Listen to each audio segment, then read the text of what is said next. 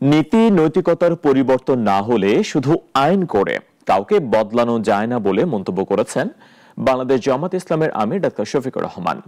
রাজধানী মিন্টো রোডে জাতীয় নার্সেস সম্মেলনে প্রধান অতিথির বক্তব্যে তিনি মন্তব্য করেন, ক্ষমতায় গেলে নিজের পেট নয়, জনগণের পেট ভরানোর চিন্তায় থাকবে জামাত। যেটা আমাদের আয়ত্তের বাইরে, সরকারকে বলবো, ইউ ডু দিস, তুমি ভালো কাজ করো, তোমার হাত আমরা শক্তিশালী করব, তোমাকে সাহায্য করব। সরকার কথা শুনে না, আওয়াজ দিতেই থাকবো।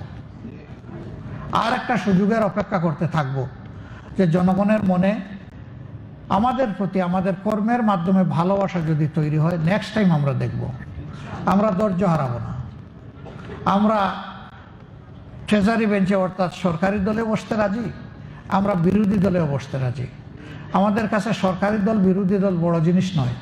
আমাদের সামনে বড় জিনিস হচ্ছে জনগণের জীবনকে পাল্টে দেওয়ার সংগ্রাম চালিয়ে যাওয়া।